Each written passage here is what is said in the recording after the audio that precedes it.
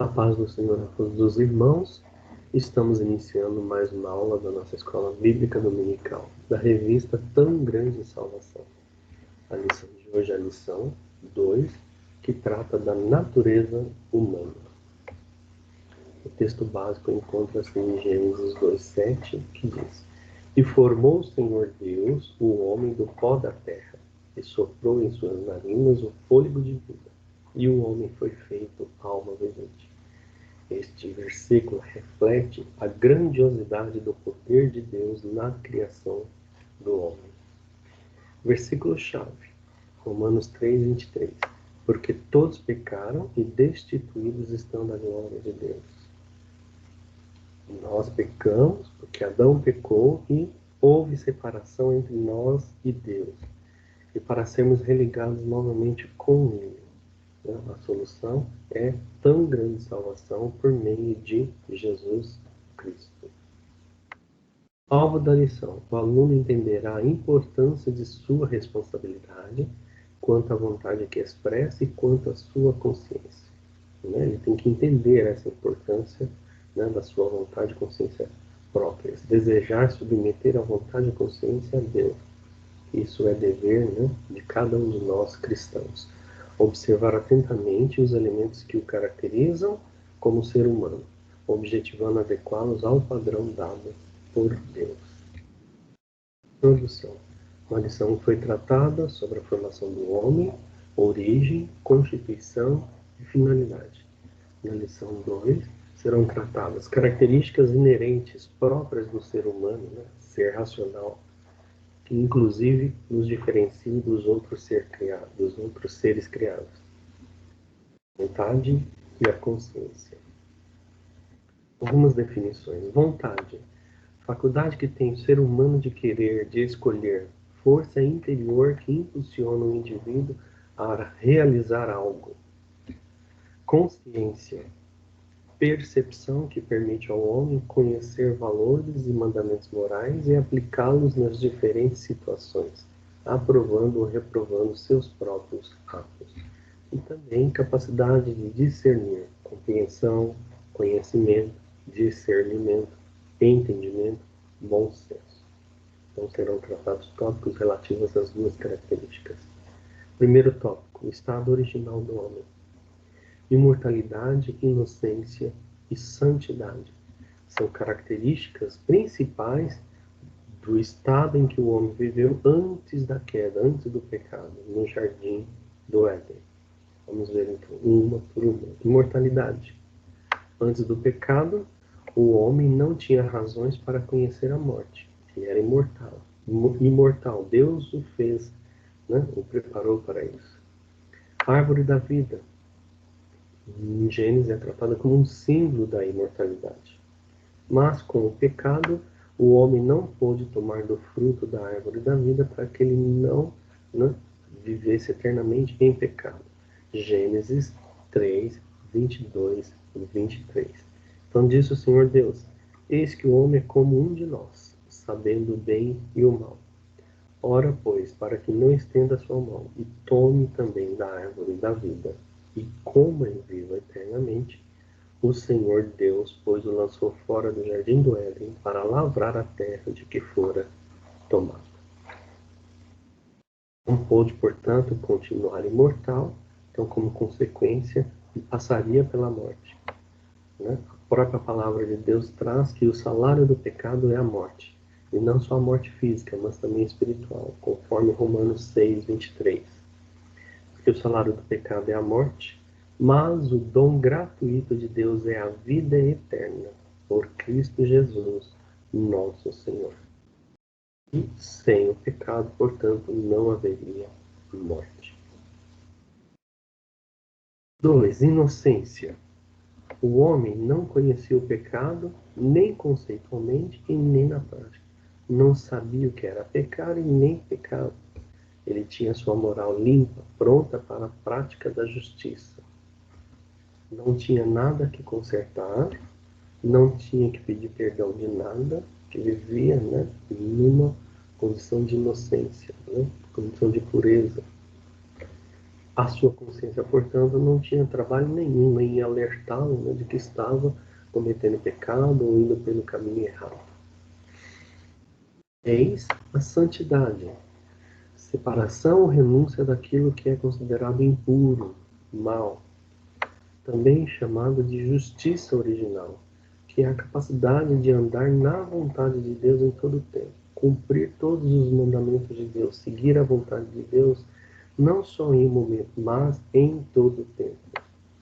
Antes da queda, então, o homem tinha a capacidade de cumprir o propósito que Deus havia planejado, um propósito maravilhoso para o homem. E a evidência da santidade do homem com Deus, né, nota-se pela livre comunhão, um relacionamento harmônico que Adão e Eva tinham com o Senhor. Segundo tópico, o conceito bíblico da vontade humana. Com o pecado, o homem perdeu seu estado original, né? Todas aquelas 3 características foram perdidas e isso trouxe consequências.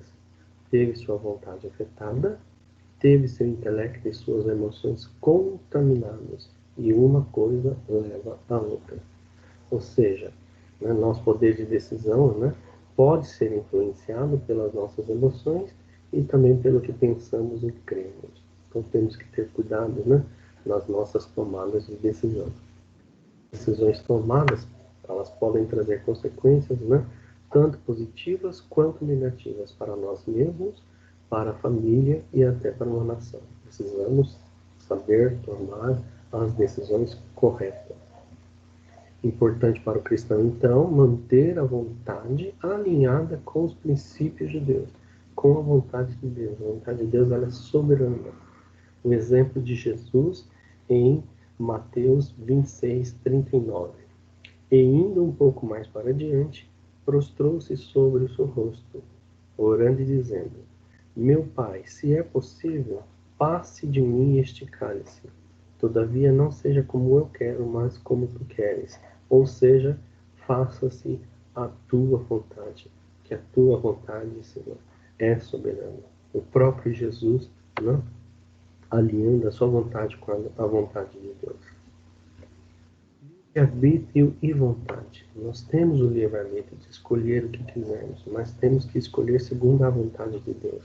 Porque não somos capazes de definir os limites que Deus colocou na vontade humana. E Deus pede que decidamos, né? Não temos que tomar decisões, né? Mas precisamos tomar as decisões corretas. E para isso, nós precisamos ser guiados pelo Espírito Santo. Em Romanos 8,14 diz: Porque todos os que são guiados pelo Espírito de Deus, esses são filhos de Deus. E há decisões, né, que são de nossa completa responsabilidade. Nós temos que tomar. O Espírito Santo nos ajuda, nos guia, mas é de nossa responsabilidade tomar e dependem da nossa vontade. Andar no Espírito, Gálatas 5,16. Digo, porém, andai em Espírito, e não cumprireis a concupiscência da carne. Ser cheio do Espírito, Efésios 5,18. E não vos embriagueis com vinho em que há contenda, mas enchei-vos do Espírito. Perdoar, amar, suportar e todos os outros mandamentos recíprocos. São decisões que temos que tomar porque são de nossa responsabilidade. Na Bíblia há ordens e exortações, não? Para que usemos a nossa vontade no sentido de obedecer a Deus e desenvolver atitudes que o agradem e reflitam seu caráter em nossa vida. Quando obedecemos a Deus, nós podemos agradar a Deus. E isso traz consequências que seu caráter é revelado, é refletido em nossas vidas. Pela vontade, nossos primeiros pais caíram lá no início, né, na queda do homem. Pela vontade de Jesus, decidiu ir à cruz. Não tinha injusto sequer para morrer pelo pecado do homem, mas Jesus, ele pela vontade, decidiu ir à cruz. E agora, pela vontade, somos redimidos e salvos ao recebermos a Cristo como Salvador. Para continuar sendo abençoados, né? Tendo a comunhão retomada com Deus, um relacionamento harmonioso, retomada com Deus. Temos que caminhar rumo ao centro da vontade de Deus. A vontade de Deus é boa, agradável e perfeita, conforme Romanos 12, 2. E não vos conformeis com este mundo, mas transformai-vos pela renovação do vosso entendimento, para que experimenteis qual seja a boa, agradável e perfeita vontade de Deus. 3. A consciência humana. A consciência pode ser nossa grande aliada no sentido de seguir a santidade e a vontade de Deus. Para que isso ocorra, precisamos, né, saber utilizar a nossa consciência adequadamente. E o Espírito Santo, ele pode nos ajudar atuando positivamente na consciência, convencendo, né, o homem, a nós, do pecado, da justiça e dos juízos divinos. Né? E, como consequência, leva o homem a Cristo.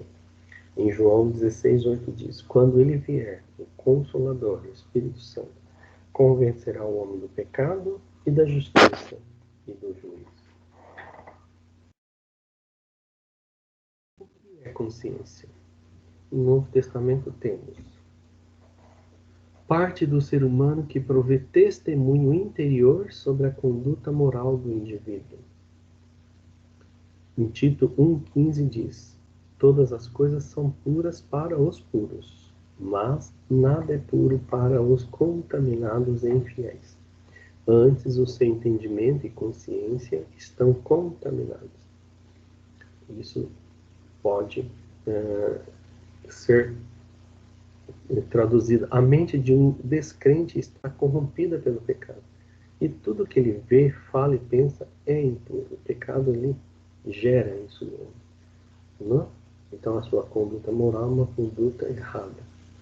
Então a consciência, ela tem que trazer testemunho interior, né, de coisas boas para o homem que tem a sua vontade direcionada por Deus. Também é o conhecimento de si mesmo e é a faculdade de discernimento da alma.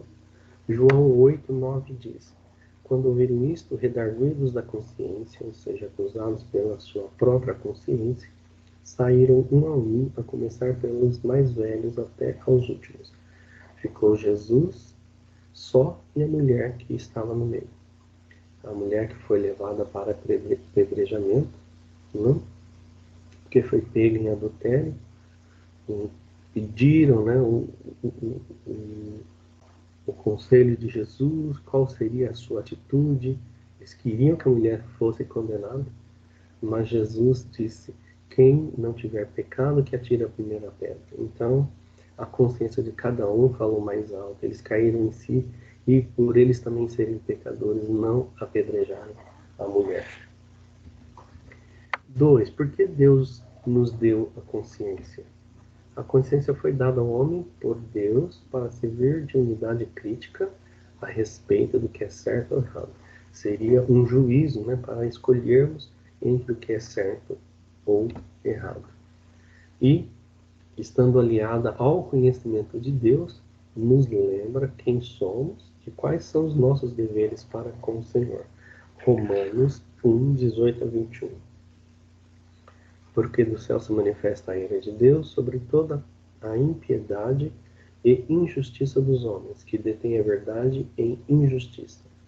Porquanto o que de Deus se pode conhecer neles se manifesta, porque Deus lhe o manifestou. Porque as suas coisas invisíveis, desde a criação do mundo, tanto o seu eterno poder como a sua divindade, se entendem e claramente se veem pelas coisas que estão criadas, para que eles fiquem inexcusáveis.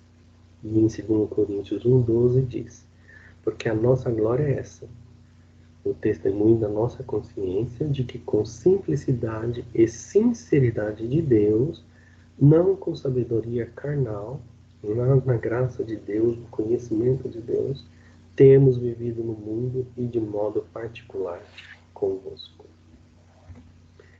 3. Como pode se comportar a consciência? Ela pode comportar de várias formas. No Novo Testamento temos. Ela pode ser uma boa consciência, aquela que é treinada para escolher entre o certo e o errado. 1 Timóteo 1, 5, 19. Ora, o fim do mandamento é o amor de um coração puro e de uma boa consciência, e de uma fé não fingida, conservando a fé e a boa consciência, a qual alguns, rejeitando, fizeram naufrágio na fé. Temos que conservar a nossa consciência boa, né, para escolher corretamente entre o certo e o errado. E em Hebreus 13, 18 diz: orai por nós, porque confiamos que temos boa consciência, como aqueles que em tudo querem portar-se honestamente. Né? Escolher sempre fazer o certo. Consciência pura, aquela que não tem nada para ser condenada ou para condenar, e sabe o que fazer para evitar o mal. 1 Timóteo 3, 9. Guardando o mistério da fé em uma pura consciência. 2 Timóteo 1, 3. Dou graças a Deus, a quem desde meus antepassados sirvo com uma consciência pura, de que sem cessar faço memória de ti nas minhas orações, noite e dia. 3. Consciência de Deus, aquela que está pronta para atender à vontade de Deus, os mandamentos de Deus, os preceitos de Deus. 1 Pedro 2,19. Porque é coisa agradável que alguém, por causa da consciência para com Deus, sofra agravos padecendo injustamente. A vontade de Deus é soberana. Temos que submeter a nossa vontade à vontade de Deus. Consciência fraca é aquela que sem força, né, e hesitante não sabe o que fazer, né, na hora de decidir a favor do certo e contra o errado. 1 Coríntios 8, 7. Mas nem em todos há conhecimento, porque alguns até agora comem, no seu costume para com o ídolo, coisas sacrificadas ao ídolo. E a sua consciência, sendo fraca, fica contaminada. Não sabe como tomar atitude, né? E consciência fraca, fica contaminada. Consciência cauterizada é aquela consciência que é insensível ou que carrega a marca do pecado como se fosse normal. Numa queimadura, né, com um ferro, cria-se uma cicatriz e aquela região fica insensível. Assim também é a consciência cauterizada, né? Carrega aquela marca do pecado como se fosse normal, né? É natural. 1 Timóteo 4, 1, 2, que diz assim: mas o Espírito expressamente diz que nos últimos tempos apostatarão alguns da fé, dando ouvidos a espíritos enganadores e a doutrinas de demônio, e pela hipocrisia de homens que falam mentiras, tendo cauterizado a sua própria consciência. A consciência contaminada é aquela consciência que é fonte, né, de uma pessoa corrupta, maliciosa. Né? Tito 1,15. Nós já lemos, mas vamos reler. Todas as coisas são puras para os puros, mas nada é puro para os contaminados e infiéis. Antes do seu entendimento e consciência estão contaminados. Consciência má. Consciência que vive planejando mal contra os outros. Hebreus 10, 22. Cheguemo-nos com verdadeiro coração, em inteira certeza de fé, tendo os corações purificados da má consciência e o corpo lavado com água limpa. E a consciência culpada informa que o sujeito é culpado e mesmo assim não muda de atitude. Né? Apesar dele saber que ele está pecando, mas ele não mostra, né, vontade de mudança. Então, aquela consciência culpada. Temos uma aplicação prática dessa lição. Não há um teste, né, um modo para definir a consciência, mas podemos orar, né? E, relendo a lição, podemos pedir a Deus que nos mostre qual é o estado da nossa consciência. Conclusão da lição de hoje. Deus capacitou o homem, o ser humano, de vontade e consciência. A vontade, quando ela é diretiva ao nosso Deus, nos leva a andar em seus caminhos. E a consciência, né, ajuda a vontade a escolher o bem e aquelas alternativas que são de Deus. E com a ajuda do Espírito Santo, nós temos condição de ter a nossa consciência sempre boa, né, pura, né, alinhada com Deus.